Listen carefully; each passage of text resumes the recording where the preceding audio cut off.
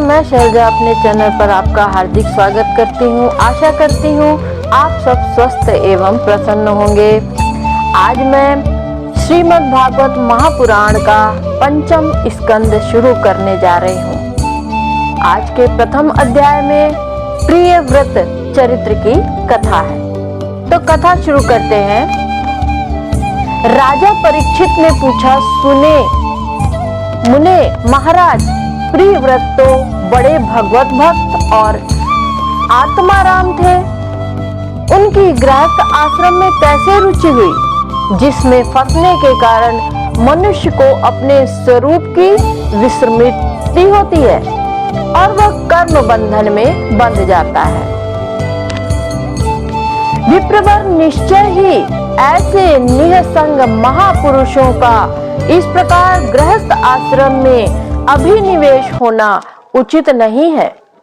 इसमें किसी प्रकार का संदेह नहीं है कि जिनका चित्त पुण्य कीर्ति श्री हरि के चरणों की शीतल छाया का आश्रय लेकर शांत हो गया है, उन महापुरुषों की कुटुंब आदि में कभी आसक्ति नहीं हो सकती। ब्राह्मण, मुझे इस बात का बड़ा संदेह है कि महाराज प्रियव्रत ने स्त्री, घर और पुत्रादि में आसक्त रहकर भी किस प्रकार सिद्धि प्राप्त कर ली और क्यों कर उनकी भगवान श्री कृष्ण में अविचल भक्ति हुई। श्री सुखदेव जी ने कहा, राजन, तुम्हारा कथन बहुत ठीक है। जिसका चित्त पवित्र कीर्ति श्री हरि के परम मधुर चरण कमल मकरंद के रस में सराबोर हो गया है, वे किसी विघ्न बाधा के कारण रुकावट आ जाने पर भी भगवत भक्त परमहंसों के प्रिय श्री वासुदेव भगवान के कथा श्रवण रूपी परम कल्याणमय मार्ग को प्रायः छोड़ते नहीं। राजन, राजकुमार प्रियव्रत बड़े भगवत भक्त थे।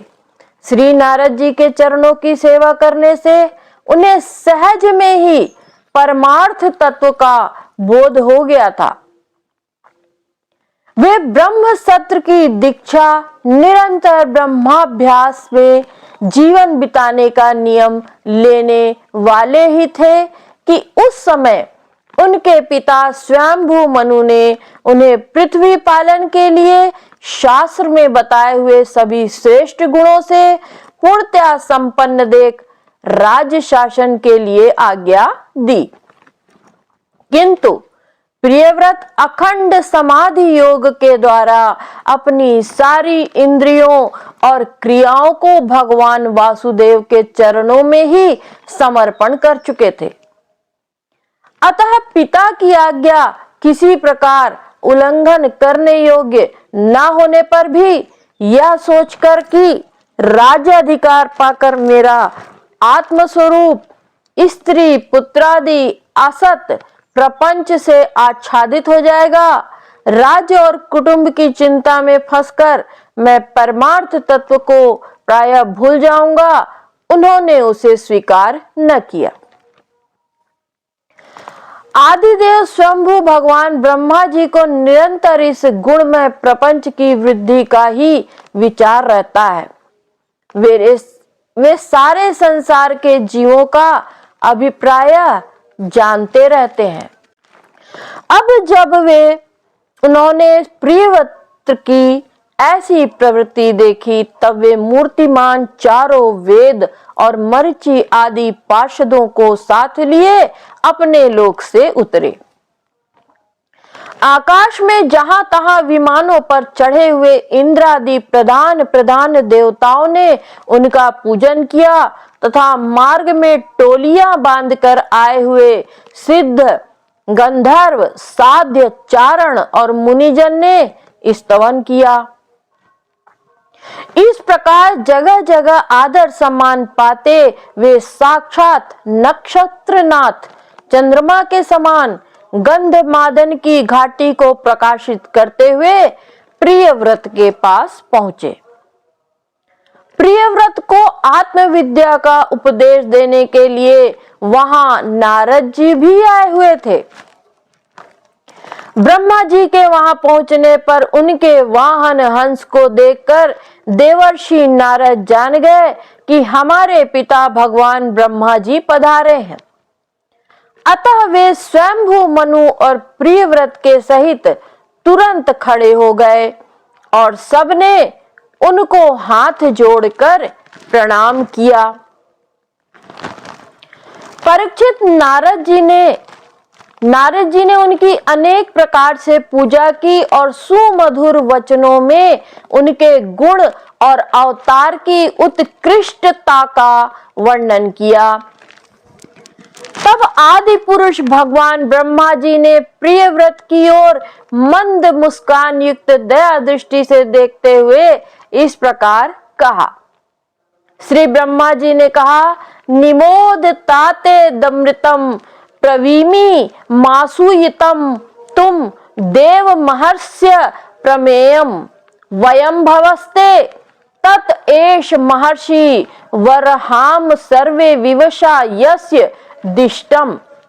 ब्रह्मा जी ने कहा, बेटा मैं तुमसे सत्य सिद्धांत की बात कहता हूं, ध्यान देकर सुनो। तुम्हें अप्रमेय श्री हरि के प्रति किसी प्रकार की दोष दृष्टि नहीं रखना चाहिए। तुम्ही क्या, हम महादेव जी, तुम्हारे पिता स्वयंभू मनु और तुम्हारे गुरु ये महर्षि नारद भी विवश होकर उन्हीं की आज्ञा का पालन करते हैं। उनके विधान को कोई भी देहधारी ना तो तप विद्या योग बल या बुद्धि बल से, ना अर्थ या धर्म की शक्ति से और ना स्वयं या किसी दूसरे की सहायता से ही टाल सकता है। प्रियवर उसी अव्यक्त ईश्वर के दिए हुए शरीर को सब जीव जन्म मरण शोक मोह भय और सुख दुख का भोग करने तथा कर्म करने के लिए सदा धारण करते हैं। वत्स जिस प्रकार रस्सी से नथा हुआ पशु मनुष्यों का बोझ ढोता है, उसी प्रकार परमात्मा की वेदवाणी रूप बड़ी रस्सी में सत्वादि गुण, सात्विक आदि कर्म और उनके ब्राह्मण आदि वाक्यों की मजबूत डोरी से जकड़े हुए हम सब लोग उन्हीं की इच्छा अनुसार कर्म में लगे रहते हैं और उसके द्वारा उनकी पूजा करते रहते हैं। हमारे गुण और कर्मों के अनुसार प्रभु ने हमें जिस योनि में डाल दिया है, उसी को स्वीकार करके वे जैसी व्यवस्था करते हैं, उसी के अनुसार हम सुख या दुख भोगते रहते हैं। हमें उनकी इच्छा का उसी प्रकार अनुसरण करना पड़ता है जैसे किसी अंधे को आंख वाले पुरुष का।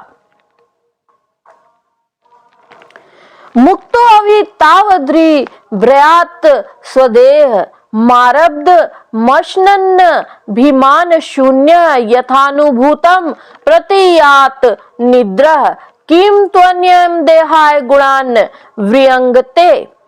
मुक्त पुरुष भी प्रारब्ध का भोग करता हुआ भगवान की इच्छा के अनुसार अपने शरीर को धारण करता ही है। ठीक वैसे ही जैसे मनुष्य की निद्रा टूट जाने पर भी स्वप्न में अनुभव किए हुए पदार्थों का स्मरण होता है, इस अवस्था में भी उसको अभिमान नहीं होता और विषय वासना के जिन संस्कारों के कारण दूसरा जन्म होता है, उन्हें वह स्वीकार नहीं करता। भयं प्रमतस्य वनेद्वपि स्याद् यथा स आस्ते सहष्ट सपत्नः जितेन्द्रियस्यात्म तेर्बुर्धस्य गृहस्थास्यं किम नु करोत्य वद्यम। जो पुरुष इंद्रियों के वशीभूत है वह वन वन में विचरण करता रहे तो भी उसे जन्म मरण का भय बना ही रहता है,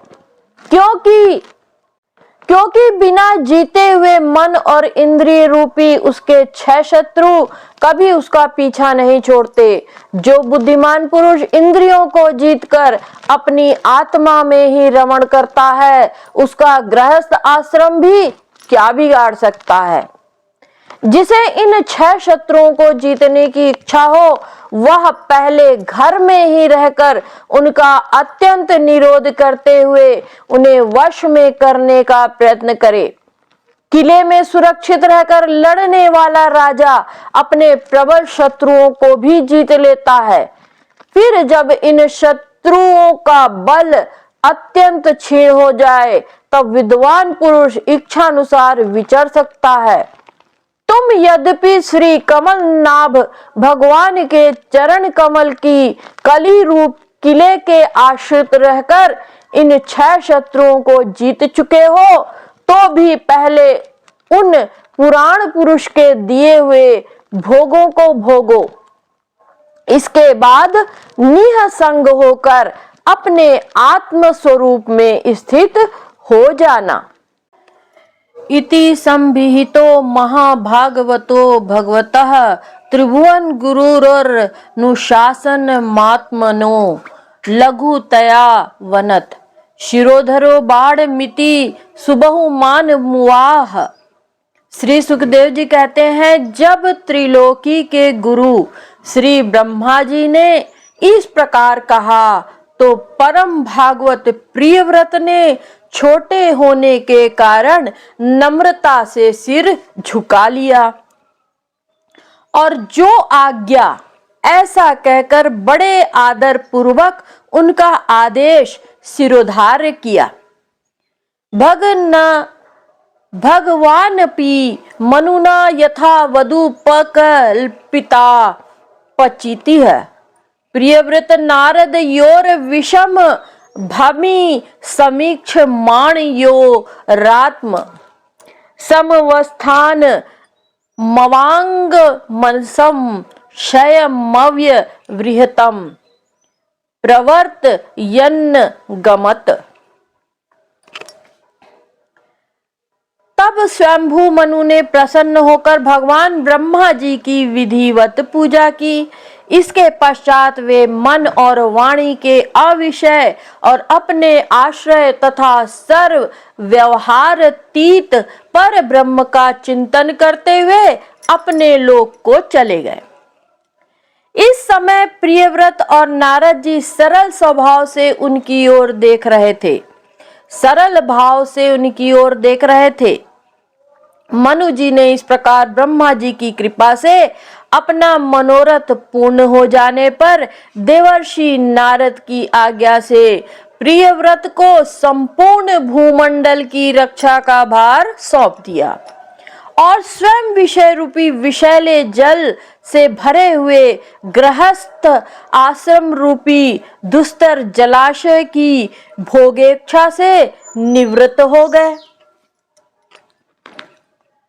इति हवाव स जगति पतीश्वरेक्षया धिनिवेशित कर्माधिकारो अखिल जगत द्वंद्वंसन।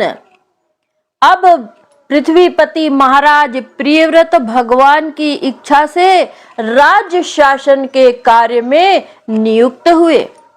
जो संपूर्ण जगत को बंधन से छुड़ाने में अत्यंत समर्थ है, उन आदि पुरुष श्री भगवान के चरण युगल का निरंतर ध्यान करते रहने से यद्यपि उनके रागादि सभी मल नष्ट हो चुके थे और उनका हृदय भी अत्यंत शुद्ध था, तथापि बड़ों का मान रखने के लिए वे पृथ्वी का शासन करने लगे। तदंतर उन्होंने प्रजापति विश्वकर्मा की पुत्री बहिष्मति से विवाह किया। उससे उनके 10 पुत्र हुए। वे उन्हीं के समान शीलवान, गुणी, कर्मशिष्ट और कर्मनिष्ठ, रूपवान और पराक्रमी थे। उनसे छोटी ऊर्जस्वती नाम की कन्या भी हुई। पुत्रों के नाम आग्रिद, इद्मज्विह, यज्ञबाहु, महावीर, हिरण्यरेता, घृतपृष्ठ, सवन, मेघातिथि, वितिहोत्र और कवि थे। ये नाम अग्नि के भी हैं। ये सब नाम अग्नि के भी हैं। इनमें कवि, महावीर और सवन ये 3 नैष्ठिक ब्रह्मचारी हुए। इन्होंने बाल्यावस्था में आत्मविद्या का अभ्यास करते हुए अंत में संन्याश्रम ही स्वीकार किया। इन निवृत्ति परायण महर्षियों ने संन्यास आश्रम में ही रहते हुए समस्त जीवों के अधिष्ठान और भय बंधन से डरे हुए लोगों को आश्रय देने वाले भगवान वासुदेव के परम सुंदर चरणाविंदों का निरंतर चिंतन किया। उससे प्राप्त हुए अखंड एवं श्रेष्ठ भक्ति योग से उनका अंतःकरण सर्वथा शुद्ध हो गया और उसमें श्री भगवान का आविर्भाव हुआ। तब देहादि उपाधि की निवृत्ति हो जाने से उनकी आत्मा की संपूर्ण जीवों के आत्मभूत प्रत्यगात्मा में एक ही भाव से स्थिति हो गई। महाराज प्रियव्रत की दूसरी भार्या से उत्तम, तामस और रेवत ये 3 पुत्र हुए जो अपने नाम वाले मनवंतरों के अधिपति हुए। इस प्रकार कवि आदि 3 पुत्रों के निवृत्ति परायण हो जाने पर राजा प्रियव्रत ने 11 अर्बुद वर्षों तक पृथ्वी का शासन किया। जिस समय वे अपनी अखंड पुरुषार्थमयी और वीरशालिनी भुजाओं से धनुष की डोरी खींचकर टंकार करते थे, उस समय डर के मारे सभी धर्मद्रोही ना जाने कहां छिप जाते थे। प्राण प्रिया बहिष्मति के दिन दिन बढ़ने वाले अमोद प्रमोद और अभ्युत्थान आदि क्रीड़ाओं के कारण तथा उसके स्त्री जनोचित हाव भाव, लज्जा से संकुचित मंद हास्य युक्त चितवन और मन को भाने वाले विनोद आदि से महामना प्रियव्रत विवेकहीन व्यक्ति की भांति आत्मविस्मृत से होकर सब भोगों को भोगने लगे, किंतु वास्तव में वे उनमें आसक्त नहीं थे। एक बार इन्होंने जब यह देखा कि भगवान सूर्य सुमेरु की परिक्रमा करते हुए लोकालोक पर्यंत पृथ्वी के जितने भागों को आलोकित करते हैं उसमें से आधा ही प्रकाश में रहता है और आधे में अंधकार छाया रहता है, तो उन्होंने इसे पसंद नहीं किया। तब उन्होंने ये संकल्प लेकर कि मैं रात को भी दिन बना दूंगा, सूर्य के ही समान वेगमान एक ज्योतिर्मय रथ पर चढ़कर द्वितीय सूर्य की भांति उनके पीछे पीछे पृथ्वी की 7 परिक्रमाएं कर डाली। भगवान की उपासना से इनका अलौकिक प्रभाव बहुत बढ़ गया था। उस समय इनके रथ के पहियों से जो लीकें बनी वे ही 7 समुद्र हुए, उनसे पृथ्वी में 7 द्वीप हो गए। उनके नाम क्रमशः जम्बू, प्लक्ष, शाल्मली, कुश, क्रौच, शाक और पुष्कर द्वीप है।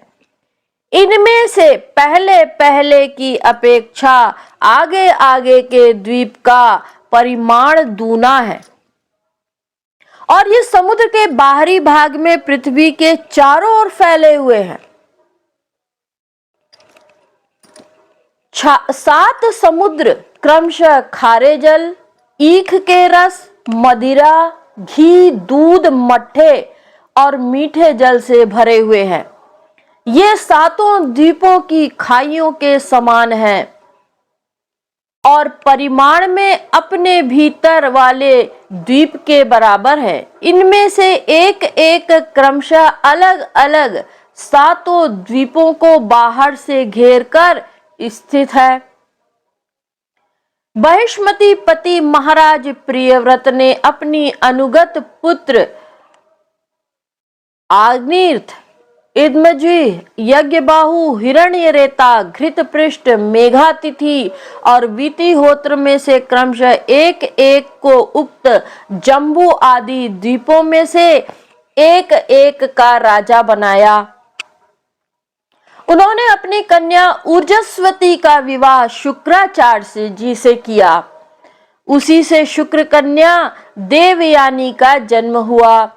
राजन, जिन्होंने भगवत चारण विंदों की रज के प्रभाव से शरीर के भूख, प्यास, शोक, मोह और जरा मृत्यु इन 6 गुणों को अथवा मन के सहित 6 इंद्रियों को जीत लिया है, उन भगवत भक्तों को ऐसा पुरुषार्थ होना कोई आश्चर्य की बात नहीं है, क्योंकि वर्ण बहिष्कृत चांडाल आदि नीच योनि का पुरुष भी भगवान के नाम का केवल एक बार उच्चारण करने से तत्काल संसार बंधन से मुक्त हो जाता है।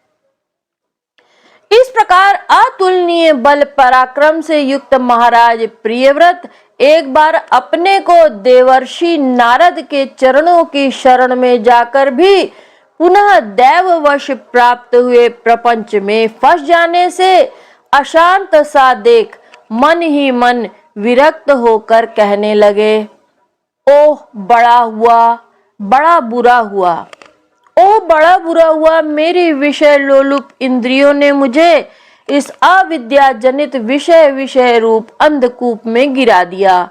बस बस बहुत हो लिया। हाय, मैं तो स्त्री का क्रीड़ा मृग ही बन गया। उसने मुझे बंदर की भांति नचाया। मुझे धिक्कार है मुझे। इस प्रकार उन्होंने अपने को बहुत बुरा भला कहा। उन्होंने बहुत अपने आप को बुरा भला कहा।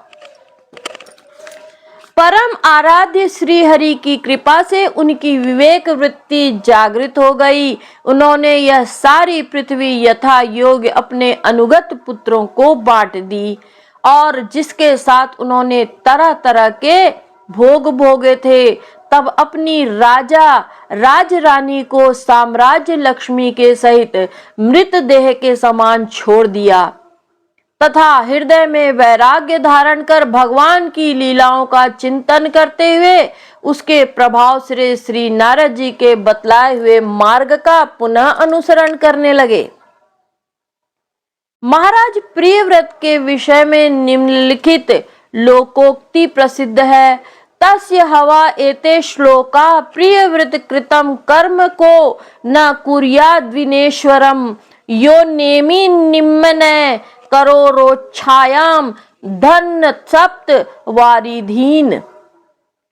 राजा प्रियव्रत ने जो कर्म किए उन्हें सर्वशक्तिमान ईश्वर के सिवा और कौन कर सकता है। उन्होंने रात्रि के अंधकार को मिटाने का प्रयत्न करते हुए अपने रथ के पहियों से बनी हुई लीकों से ही 7 समुद्र बना दिए। भूसंथानम कृतम ये सरिदि गिरि वनादिभिः सीमा च भूत निर्वह्य द्वीपे द्वीपे विभागशः। प्राणियों के सुभीति के लिए, जिससे उनमें परस्पर झगड़ा ना हो, द्वीपों के द्वारा पृथ्वी के विभाग किए। प्रत्येक द्वीप में अलग अलग नदी, पर्वत, वन आदि से उसकी सीमा निश्चित कर दी। भौमम दिव्यम मानुषम च महित्वम कर्म योजनम योगजम यश्चक्रे निरयोपम्यम पुरुषानुजन प्रियः। वे भगवत भक्त नारद जी के प्रेमी भक्त थे। उन्होंने